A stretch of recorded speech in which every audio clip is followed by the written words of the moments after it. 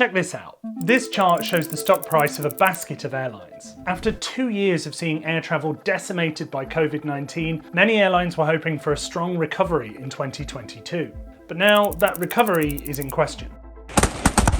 The war in Ukraine has led to bans on imports, exports, closed airspace, soaring oil prices, and sanctions. We're banning all imports of Russian oil and gas. It's forcing some airlines to once again rethink how they operate. While the industry turmoil isn't on the scale of the humanitarian crisis many Ukrainians are facing, the conflict does mean that instead of recovering, some airlines are facing yet more uncertainty. And so, I do think we'll see more failures this year than we've seen during the whole of the pandemic. So what challenges are airlines navigating to stay airborne, and which companies are most exposed? Let's find out. Okay, firstly, I want to explore closed airspace. A ban over Russian carrier Aeroflot entering UK airspace sparked a tit-for-tat of flight bans that resulted in Western airlines being unable to fly over Russia, and Russian airlines being unable to fly over much of the West. This is creating a headache for some US routes that would normally fly over the Arctic and down through Russia.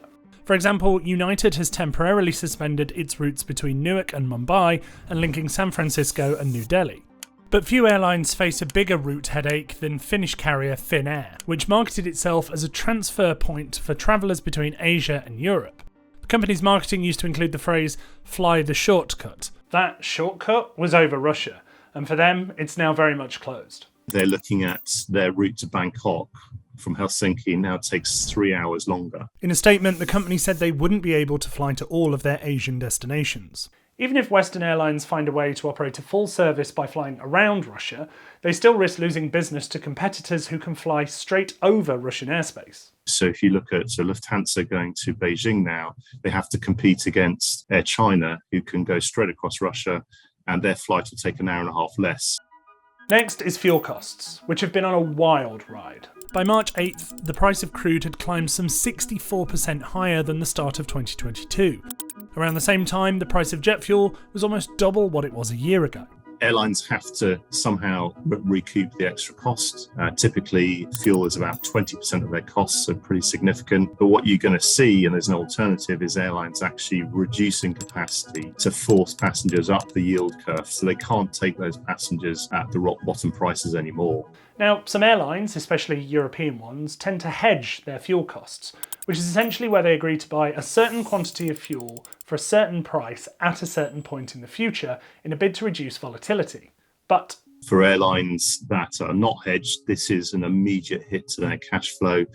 Most of the US airlines in the US are actually not hedged. In America, there's only a few major airlines, and domestic demand is recovering strongly, so analysts tell me airlines should be able to raise ticket prices and still fill a plane. But in Europe, it's a different story. There, the airline market is less concentrated, and consumers have a wider range of choice. What's more, analysts told me that so far, demand in Europe hasn't recovered as strongly as it has in the US, partly due to a patchwork of COVID regulations putting off travellers. What this means is that if carriers that were unhedged when fuel prices shot up, like Hungary's Wizz Air, tried to raise ticket prices to recapture some of those rising fuel costs, analysts told me they may struggle to fill a plane. In a statement, Wizz Air said the company had since capped its fuel cost exposure for the next 4 months. So let's go back to this chart. Does it mean that airlines are in for yet another turbulent year? Well, according to one analyst, for those that aren't exposed to the crisis in Ukraine, things might be okay. Yes, I'm still confident the industry will recover in 2022 because we've come off such a low base. Some carriers' earnings are going to be fairly good this year, despite what's going on. But those that are exposed now face a difficult period, on the back of a difficult 2 years. There are certain routes and maybe airlines with weaker balance sheets, weaker business models that now will fail. It's because while governments came to the rescue of many airlines throughout the coronavirus pandemic, analysts tell me that high fuel prices or closed airspace is unlikely to trigger a similar government aid response. That means that for some airlines, after 2 years of enduring the pandemic, even the slightest detour on the route to recovery might be the final straw. Hi there, this channel focuses on transport and mobility, so if you're interested in that, feel free to subscribe. However, if you want to know more about the conflict in Ukraine, then my colleagues have been doing a great job of covering the latest from that region. I've left the link below, please go check it out.